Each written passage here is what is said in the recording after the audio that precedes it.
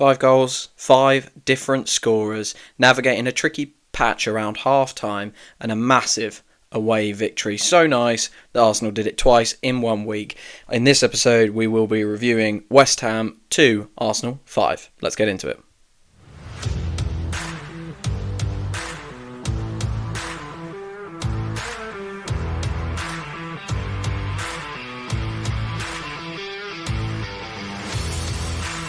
Yes, hello and welcome back to another episode of Arsenal Unfiltered, your 3 times a week dose of Arsenal content. My name is Mark, and as you heard at the top, I will be reviewing today the West Ham match.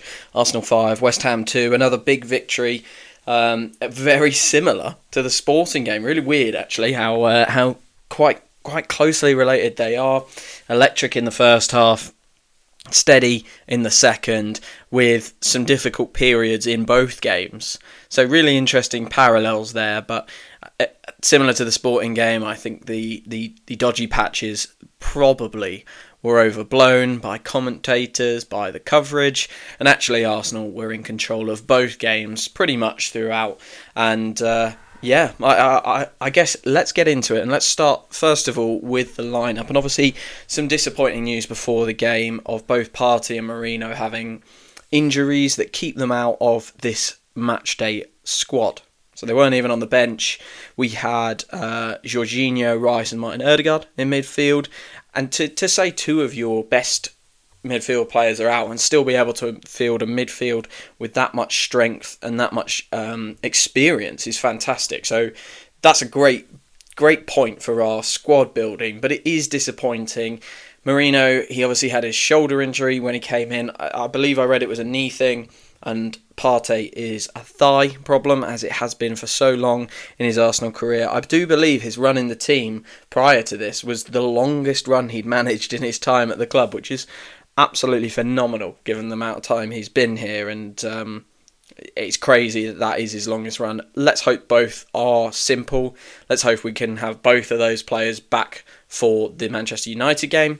As I sit and record, Manchester United are currently 3-0 up versus Everton, so they're playing well this weekend, and we need to win that game, so let's hope we've got all of our players back and fit.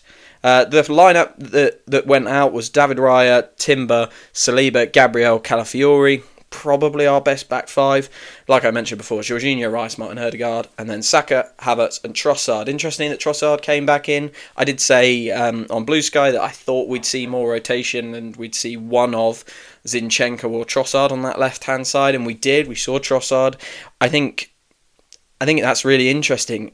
Is it a case that actually Trossard has got so many goals over the past sort of 18 months that Arteta just feels he has to find more game time for him? Or is there an element of actually we're thinking ahead? Martinelli, we really need to protect Martinelli's sharpness for some key games coming up. Martinelli obviously started against Sporting, but Trossard started against Forest, so there's some interesting rotation going on there. I do believe that he's probably protecting Martinelli's legs, because although I thought Trossard was really good in this game, and I will come on to that, I don't think he's been at his best so far this year, and Arsenal fans have had some frustrations with him, particularly when he's not scoring or assisting. He tends to not contribute quite as well as he maybe should in terms of general build-up play, keeping hold of the ball, etc. So I think there's a balance being played out here. Keep Martinelli sharp so he can go and build his confidence and build his numbers up, but actually play Trossard a little bit more, play him into the games and make sure he can contribute not just with the goals and assists that he obviously did yesterday. So yeah, there is obviously no Partey or Merino, like I said, but a team more than good enough to go out there and win this game. And Jorginho managed 90 minutes, which is great. His second start in 2 Premier League games. And we started really, really well. Now, I wasn't able to watch this live. I've watched the first half back this morning, and I watched the second half live yesterday. So it's a very weird way of watching games. I've watched the first half back knowing absolutely everything that happens. So you don't quite get that kind of shock factor. And I know when the goals are coming. So I'm looking ahead, and I'm thinking about how do we kind of lead up to these goals and the build-up play. And I have to say, really interestingly, the first goal obviously comes from a corner. and it's a fantastic Gabriel header, but maybe 5 minutes before that, we'd run the same corner, and you can see West Ham players going, oh, this is not what we were ready for, because obviously Gabriel starts more at the back post for both of these corners, whereas midweek we saw him start basically on the penalty spot, do a shuffle and beat his man. And we have seen as well plenty of times this year the one where we kind of all jaunt round, we're all together and then dissipate as we run across the goal. This one we were a bit more spread out at the back post for both of these corners, so really interesting to see it not live, see it later than the fact and go, oh, okay, so we've actually already tried that. We've already tried that once, and we're going to make it play again. And it's just such a brilliant goal from the corner. Massive props to Timber. Lopetegui says it's a foul. That's never a foul.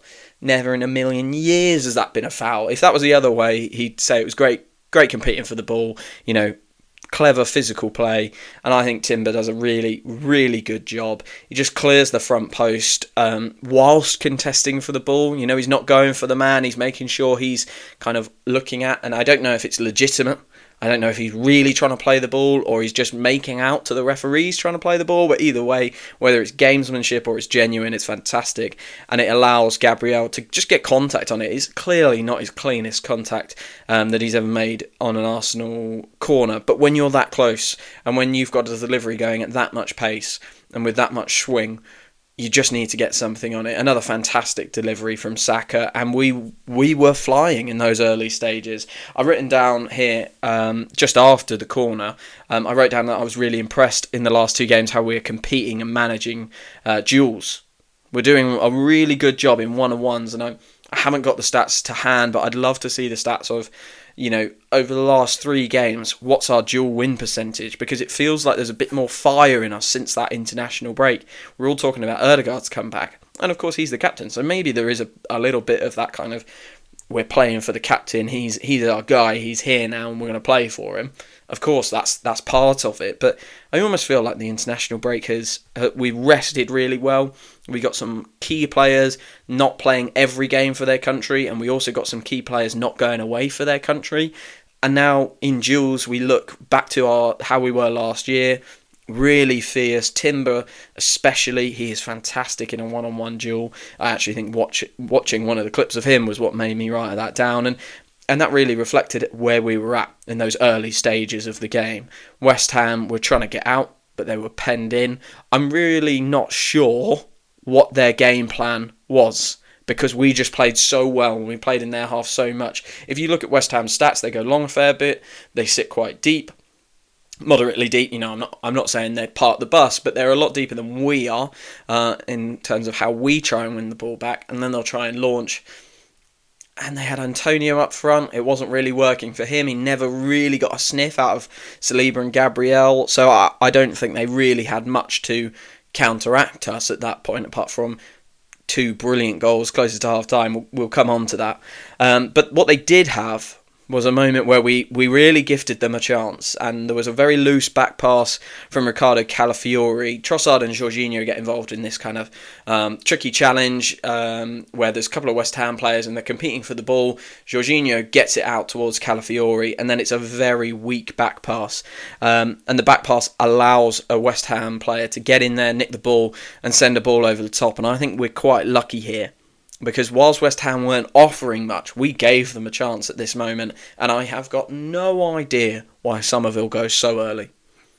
I mean, it's, the offside, we didn't see, or I certainly in the coverage I saw, didn't see the lines, okay? But you could see it just with the eye test. He'd gone so early and there's such a big gap, and it was easy for the defenders to deal with that in the end. He obviously made a great finish once he was through on goal, but it was clear he was going to be offside, and I think we got away with that moment because he could have held his run and received the pass much later than he actually did and still have a glorious one-on-one opportunity. So that was probably the only blip, and we obviously didn't get punished for it, but the only blip in an otherwise very, very good first half. We went to around 21 minutes and Saka got a big chance. Obviously, as I was watching it, I knew that 4 more goals came in this half, but I would imagine watching that opportunity live where he gets the ball at the right-hand side of the West Ham penalty area and curls the ball wide of Fabianski's goal. I would imagine watching that live, you're sat there going, "Ooh, he had a lot of space there, and he really should be at least hitting the target and making Fabianski make a save." But he did miss in that case. But he was brilliant this game, and that felt like the only kind of moment where it didn't quite go his way. He was involved, however, at 26 minutes, where we scored again, and it was Trossard this time. So a fantastically worked goal down the right hand side. We actually started on the left, and again, it's brilliant that I can watch it back and see it, having known what happens. We're on the left hand side of the pitch. Erdegaard is on the left hand side of the pitch, and we're trying to work it that way. We go down there twice actually, and find that we can't quite figure that out, and we recycle it out to the right. And I have got to give, Saka and Erdegaard's 1-2 is the thing that will get replayed over and over and over again. But there's a really key piece of movement in this goal from Kai Havertz that makes this goal happen. Erdegaard and Saka, obviously fantastic quality in the moment, but this goal does not happen without Kai Havertz, and I really don't think he's got his flowers for a stunning performance yesterday. He drops from the number 9 position, centre forward, and he just pulls into that spot that Erdegaard's normally in. Like I said, Erdegaard was on the left and he was travelling over to the right, so he wasn't there at the time, but you can see it if you watch it back. Kai Havertz travels from centre forward to kind of basically in between Saliba and Saka and picks that ball up. Saka's being marked. He goes and picks the ball up in this pocket of space, a half space, and just turns and faces. And what it does is it shifts the West Ham defence. So the player marking Saka kind of shifts in a little bit, not sure whether to go to Havertz or not, because again, he's in a half space. No one really knows. Should a centre-back be firing out at him? Should the full-back be tucking in on him? Or should there be a central midfielder going for him? They don't do anything, right? And they kind of get a bit static, and Havertz quickly pings it to Saka, and then we know what happens there. It's a brilliant 1-2 between Saka and Erdegaard. Erdegaard with the scoop ball, and then it was a simple ball across. Havertz nearly finishes it off, and I think he really deserved more than just the one goal today because he was yesterday because he was brilliant. I would have loved to see him get on the end of that, but it's Trossard in the end who bags it.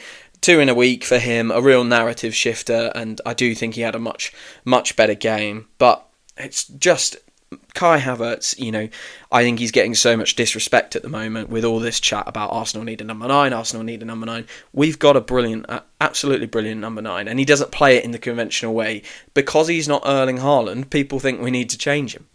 And that's absolutely not the case.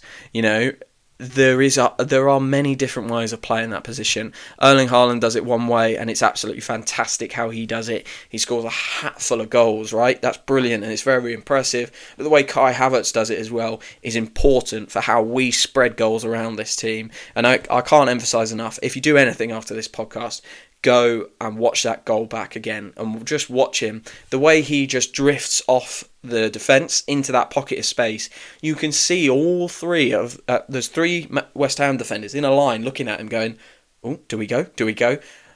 And Trossard just kind of drifts behind Wan-Bissaka. They're all kind of going that way, thinking, well, the centre forward's over there now. This is really a bit weird. We don't know what to do. Erdegaard arrives on the scene. He gives it to Saka. Suddenly, they are kind of packed in. Trossard is just at the back post, free as a bird.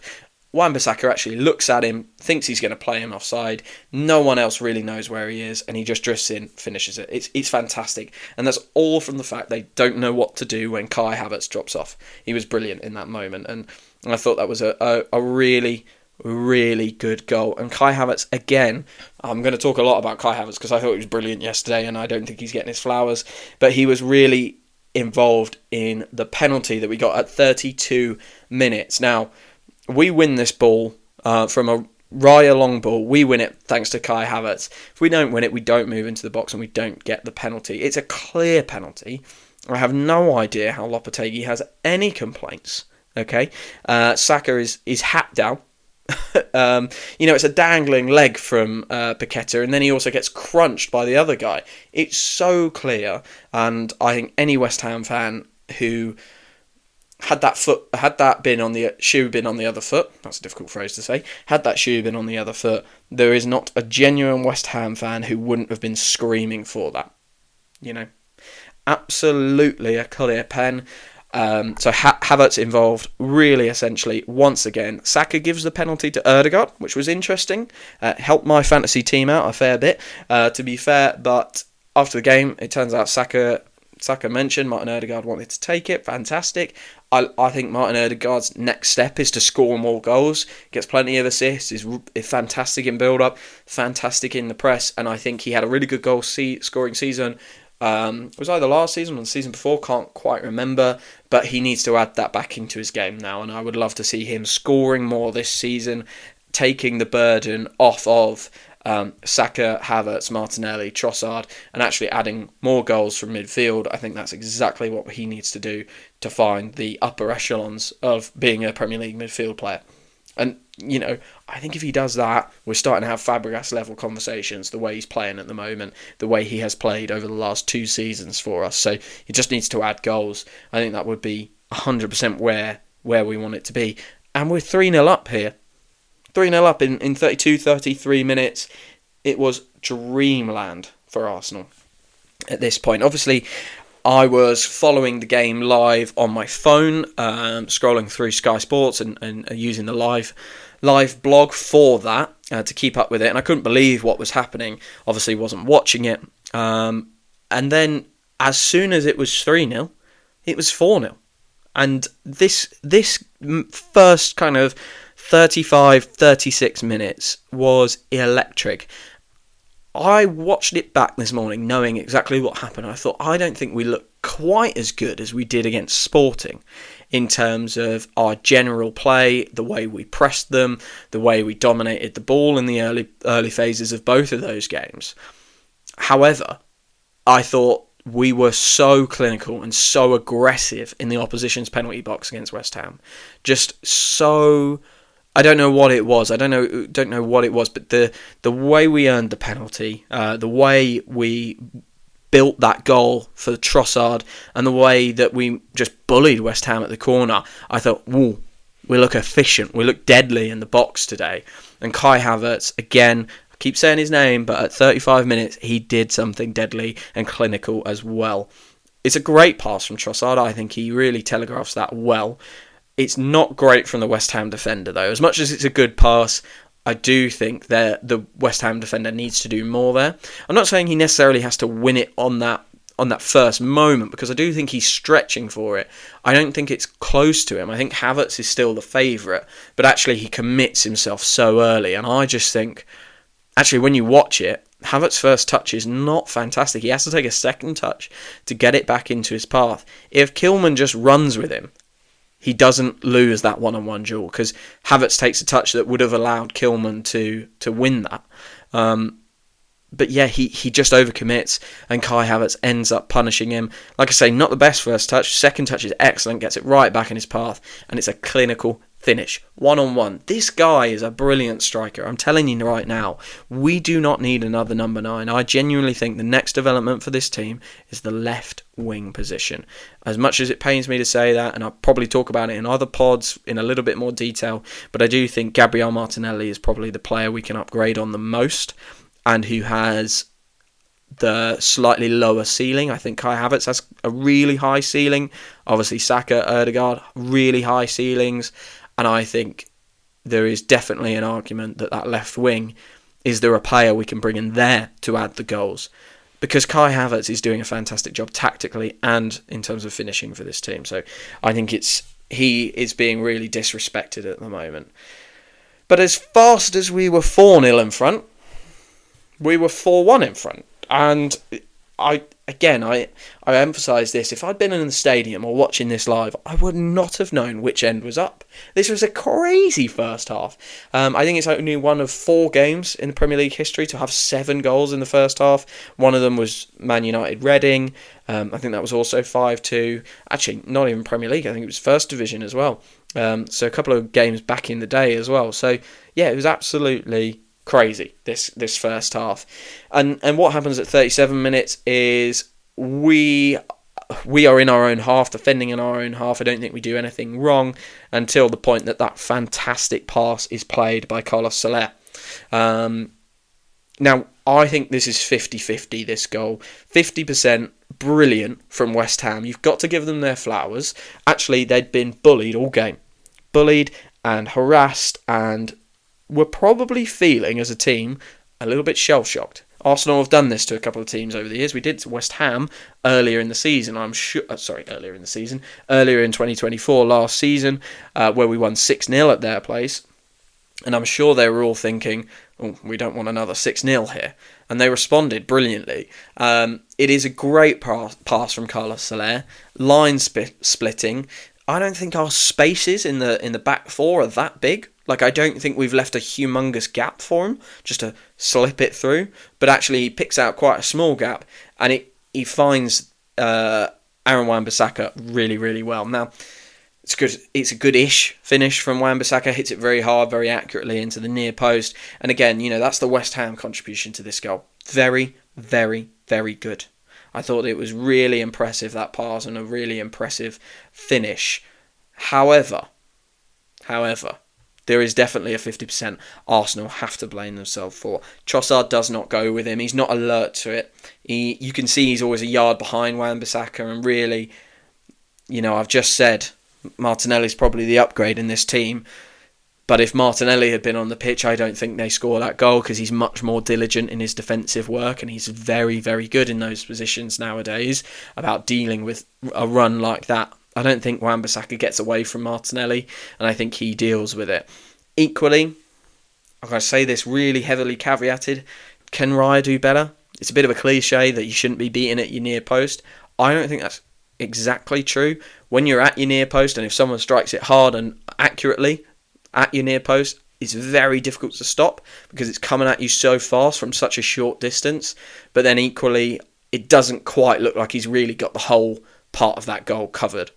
And I don't think he's quite in the right position. So 50% excellent from West Ham, 50% pretty poor from Arsenal. But at this point, we're 4-1, and we should be thinking, okay, not too bad. We can control this. And then a absolute wonder goal is scored by West Ham. But before we come on to that, Arsenal Unfiltered is a growing podcast, trying to grow the community and trying to get as many people listening to our content, or my content, I should say, covering Arsenal. It's 3 times a week. We do 2 match reviews if we're playing twice, and then 1 topical discussion. I would really, really appreciate if you hit follow wherever you find your podcasts. Spotify, Apple Podcasts, on your browser, whatever you listen, hit follow. Follow Arsenal Unfiltered. You'll get 3 podcasts from me into your feed every single week, completely free, and you will help to grow the community here at Arsenal Unfiltered. So if you want to follow, if you feel like you've enjoyed this episode, please do consider giving me a follow. It would be greatly, greatly appreciated. Back to it then. So yeah, we've just gone back to 4-1, 4-0, instantly back to 4-1. I think it was 2 minutes after the Havertz goal that the West Ham goal goes in, and suddenly the atmosphere changes in the stadium. I heard that watching it back. The West Ham fans get up for it a little bit more, and in the 38th minute, they get up for it even more. There's a little bit of chaos just starting to build around our penalty area, and I think it was a really interesting parallel to the Sporting game. That obviously happened after half-time. This time it happened just before half-time. We'd been going really hard, pressing really hard, and it almost felt like all of those superb touches and control and really rapid passes that we had, we just lost it for a moment, in the same way that we did in the Sporting game. And we had a moment where the ball is coming across our box and it's being played around and it's chaotic, and Rice goes in to try and kind of hero tackle it. Now, I'm really mixed as to whether this is a foul, because I think he gets a significant amount of the ball, but he obviously gets a lot of the man as well, and it's one of those tackles that, whether we think it's right or not, the current rules don't really support tackles like that, where players are going and getting the ball but also getting the man and being quite forceful with it. I personally like football, to allow. I would want to see my football matches allow a tackle like that, and I say that in both directions. I don't want when Arsenal players get, taken out with the ball, as long as it's not dangerous and they get the ball, I don't think that should be a free kick. And this is where the difficulty is, in terms of, we've got some people who really believe that that is a free kick, some people who don't. The rules are kind of interpretive in between that to kind of try and satisfy everyone. And it just doesn't work, right? But ultimately, Rice gives away a free kick. And there is no saving the free kick that Emerson puts on it. It's a 1 in 100 goal. Absolutely fantastic again from West Ham. And I think as football fans, we're always quick to find what our team should have done better, because they're the team we watch, and we watch them with our eyes all the time. We can see them all the time. We watch every game, and it's like, okay, so what should we have done better? What should we have done better? And for me, both of these goals were kind of, you've just got to hold your hands up and say that there was some great moments in there, Trossard should have tracked better, but that's the small thing on the first goal. The second goal, you just have to hold your hands up and say, absolutely brilliant. What a free kick. What a free kick. Probably quite silly from Rice, if I'm thinking about it. I'm really trying to find something. He didn't need to necessarily make that tackle, and whilst he did a fairly good job, and I don't think that's a foul or shouldn't be a foul, he gave the referee a decision to make. And not in the way like he did against Brighton, where he tapped a ball. That's just silly. But he did actually give a decision to make here. And, well, I think for me at this point, I've kind of listened back to some of the commentary as well. Gary Neville was certainly starting to do his thing, stir up a narrative, and lots of people on Blue Sky were talking about the 4-4 versus Newcastle at this point. It had just gone 4-0 up, and almost instantly it was 4-2 again. So there were real nerves in the Arsenal contingent, and the West Ham stadium just got up for it again. Really got up for it, and there was a hot moment on the 41st minute where Emerson, now it's described on where I watched it, as a rake down Timber's back. I think it's cheeky, but I'm not sure we can describe it as a rake. The ball is like around Timber, and he kind of feigns to get the ball, half steps over Timber, kind of treads on him a little bit. I think it's clever, but the thing that blows my mind is there was nothing. There seemed to be no check around that, and it took me back to the Wolves game where we had that chokehold moment on Kai Havertz, and I just thought, are they not looking? Are they not even going to bother checking? Because there's definitely something that's happened there, and it didn't feel like they checked it. It didn't feel like there was any recognition from the referee. Actually, that could have been, I've not quite seen it, that could have been a hot point. But what all Arsenal fans will absolutely love is Saka seeing this moment, sprinting 20 yards and slamming into Emerson and protecting his boy Jurrien Timber. Saka is really growing up. I think every time he wears the captain's armband when Martin Odegaard's not about, he grows up a little bit more and he becomes a little bit more protective of the players around him. And we saw that play out in that moment. He ran up and defended Jurrien Timber. He got a booking for it, but I don't mind that. Go and defend him. Go and defend your teammate. It's fantastic. I'm really happy to see our players fighting for each other. And the thing I think is, it felt like we didn't get a check for the chokehold versus Wolves. It didn't seem like we got a check for this rake versus West Ham. And, we're getting red cards for flicking the ball away. And silly second yellows. And we're not even talking about this. No one's even mentioning it. I find it very, very frustrating. Very frustrating. That was an example of where a decision didn't go our way. But an example of a decision that did go our way, obviously, is in injury time of the first half. And this is, I think, this goal. We've already had 6 goals. I think this is the most important to the whole game, right? Because actually Arsenal had gone flying into a 4-goal lead, and suddenly there was jeopardy. It was 4-2. The stadium was up for it. Everyone felt nervous all of a sudden, who was from an Arsenal contingent. And this penalty really managed to stun the crowd back into silence right before half-time. Okay, now Fabianski comes out, and at the corner, I should say, Fabianski comes out, misses the ball, and catches Gabriel. I actually think he's quite lucky. Gabriel is quite lucky because it's a kind of glancing blow. It's pretty heavy, but it's a kind of glancing blow. Fabianski's a big guy. Gabriel's a big guy. I think if he catches him clean there, Gabriel's in a lot of trouble. Very, very strong moment that could have been. So I think he's got quite lucky that he wasn't, completely taken out. Arteta did say after the game it wasn't concussion. He wasn't concussed. They took him off at half-time because he'd been dealing with some other stuff, and actually the punch wasn't the primary reason he came off. We know he's handling some sort of knee problem from the Sporting game, so they gave him 45 minutes. I don't know if he would have got longer if we weren't 3 goals to the good. At half-time, I think he may have stayed on a bit longer to secure the win and come off at sort of 70-75 minutes, but actually Jakub Kiwior replaced him at half-time, and we did get this penalty. Again, I think this is a clear penalty. It's dangerous play because he's come out to punch the ball quite late and doesn't get anywhere near it, and I actually think, as a keeper, you have to probably recognise when you're not going to get anywhere near it and not go and clear everyone out at the same time, especially if you're punching, especially if you're going to punch the ball. If you're going to catch the ball and you're going to be a bit late, I think you can still try and maybe get there and try and get fingertips on it and palm it away or something like that. But when you're throwing a punch at a ball, you have to be 100% certain, and he doesn't beat Gabriel there. Gabriel gets ahead of him, heads the ball, it's not going anywhere near it, but obviously he punches him. Weird that Anthony Taylor didn't give this straight away. I wonder if he didn't quite see what had happened, and his linesman gave him the instruction to actually say he has punched him square in the face, you need to give a penalty. That does happen with referees. They're in constant communication across the pitch, across their radio system, so I do think that is probably part of it.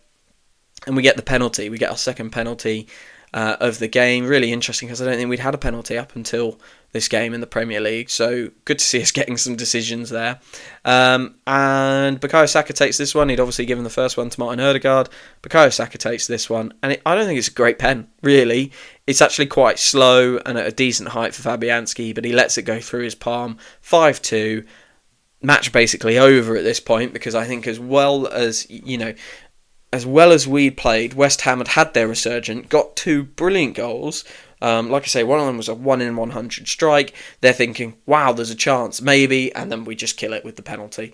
It's 5-2, it kills the crowd. And actually, for the second half that I did watch live, very little happened. There was no major kind of talking points. We sort of managed the game. Both sides had kind of half chances. I don't think anyone really threatened. And that's all we really did. We were out there to manage the game. We got some subs done. Obviously, Kiwior came on. Jorginho actually didn't come off. He was a big part of managing the game for the whole 90. Ødegaard came off. We got a small cameo from Sterling. Jesus obviously came on for Ødegaard. He really looked like he wanted to score. He was really trying. Bless him. I just want him to find a tap-in, to be honest. I just want him... I think he will come back to being a key contributor as long as he scores that goal. Watching him, I just feel like he's trying so hard and he's desperate to score. And when he gets that kind of curse off his back, he'll relax and become a better player again. So I just need him to find a tap-in somewhere, maybe against Manchester United next week on Wednesday. Just get a tap-in, something for that man, because he needs it. But yeah, we managed the game in the second half, and it was pretty clear for me at around 60 minutes that West Ham were just not getting back into it. So yeah, a second game in a row that we scored 5 goals away from home. 11-2, the average aggregate score between West Ham and Arsenal in the last 2 games in the London Stadium. And we obviously had to rotate our midfield, but it didn't affect us in the end. We had the moment just before half-time where West Ham were right into it. It didn't affect us in the end, and we can all enjoy the game that kicks off in 30 minutes, Liverpool-Man City, this afternoon. I'm not going to talk too much about that game, but what I would like to talk about is some of our top performers. I've obviously mentioned Havertz. I thought he was key in 3 of our 5 goals. A brilliant performance up top for him. Everyone can kind of recognise that Saka and Ødegaard were brilliant. Both scored a penalty. Saka and Ødegaard combining for the second goal as well. And just generally, Saka was very, very good. He put in some fantastic corners, and I think he was the real danger man. If you look at the passing maps, we are going down the right-hand side a lot again. But I don't think that that's a bad thing, because I think we've got players on the left who are arrivers and also deal with transitions really well. I think if anyone's going to try and beat Arsenal, they're going to try and do it down that side, and those players are really good in transition.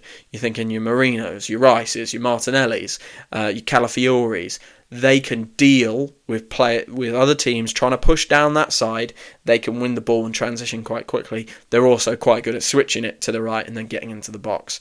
So I thought Saka, Ødegaard, Havertz had really good games. I want to give a shout out for Jorginho as well. Now, Jorginho has not had much football this year, but he got 45 minutes against Forest, 90 minutes yesterday against West Ham. And I think, for as much as I've spoken a lot on this podcast about how I think Thomas Partey is having a fantastic season, Mikel Merino also had a really good game against Chelsea, didn't he? And he's had some bright sparks this week.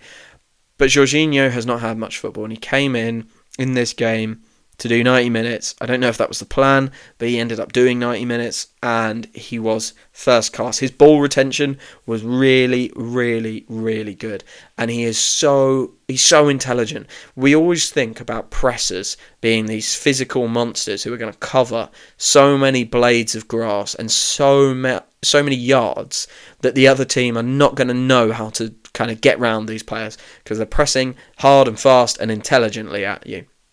Jorginho, obviously playing that 6 role, he doesn't have to do quite much of the physical pressing, quite so much of that running, and he really doesn't have that in his game. But what he does have is incredible intelligence to read the game, and the amount of times that there was like a sticky patch in the midfield where we just need to work it out, or they try and break and they're trying to flick a pass through the lines, and Jorginho's there just to sort it out and get the ball away from that danger area. He's so good at that, and really impressive how he sat on the bench for so much of the season, got 45 minutes and now 90, and performed really, really well. We might need him, of course. First thing I discussed in this podcast was Partey and Marino's injury. I hope they're not long term. I hope they're not serious, but we might really need Jorginho as we start going on a big long run into Christmas. There's a lot of games to be played. I guess closing thoughts. Fantastic to score 13 goals in basically a week. 3 against Forest, 5 against Sporting, 5 against West Ham. Feels like the attack is really clicking, and there's some really key contributions, not just from Ødegaard and Saka, but from players all around. Great to get 5 different scorers in 2 games in a row. Obviously, I think people will be looking at the fact that we gave up 15 minutes versus Sporting. That was a bit mental. We gave up 5 minutes versus West Ham. That was a bit mental. We conceded 3 goals in the space of that kind of 20 minutes across the 2 games. But I think you've got to look at those goals individually and go, it's a great pass from Carlos Soler. It's a wonderful free kick from Emerson. And the corner against Sporting is very unfortunate in the way Ricardo Calafiori goes. It's very similar theme to the rest of our season, right? We are being maximally punished if we make even the slightest error. I don't think we made... you could argue that Rice making that tackle is a slight error. Trossard not tracking back perfectly on Wan-Bissaka is a slight error. And Ricardo Calafiori not sticking with his man and falling over in the corner against Sporting is a slight error. But we're getting maximally punished, and I don't think other teams are getting maximally punished like that at the moment. Certainly not from what I'm seeing. From Liverpool, take their Southampton game, gifted 3 goals. Although I must say they were brilliant against Real Madrid the other night. So I don't think we need to worry too much about those kind of rocky periods, but we do need Mikel Arteta, and I'm sure Carlos Cuesta, they'll be doing his bit with the players to kind of just talk through how we manage those scenarios, and actually, if we feel it in the moment, do we do something slightly differently for 5, 10, 15 minutes, just so that we're not playing ourselves into trouble when momentum shifts, because we're playing in the best 2 competitions, the highest 2 competitions that you can get. You're not playing chump teams, right? So you will have times where the other team does push onto you and does find a bit of rhythm. you've got to be ready for those and know how to navigate those. So I think overall we should be delighted with the attacking performance, not worry too much about the defensive side, because I'm sure the management team will be on to that. For next week, obviously Manchester United game on Wednesday is the big one. We're all looking forward to that, and I will be covering that on, well, it's Wednesday evening, the game, so I will probably record that Thursday morning, so it's out for you on Thursday morning. I can't remember who we've got on the weekend, but I will be reviewing that on the weekend, Saturday or Sunday, depending on the kickoff times. And then on Tuesday, I'm going to bring a topical discussion that I haven't quite decided about yet, so do keep an eye out for that. And like I say, if you follow Arsenal Unfiltered, you will get all of those podcasts straight into your podcast provider stream.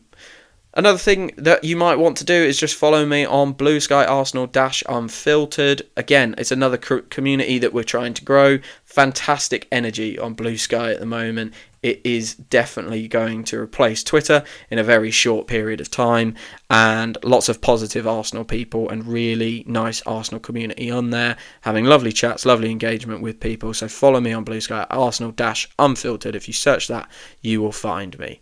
But all that's left to say now is let's hope we have a really fantastic performance against Manchester United on Wednesday. Thank you for following. Thank you for listening to Arsenal Unfiltered, and I'll speak to you very, very soon.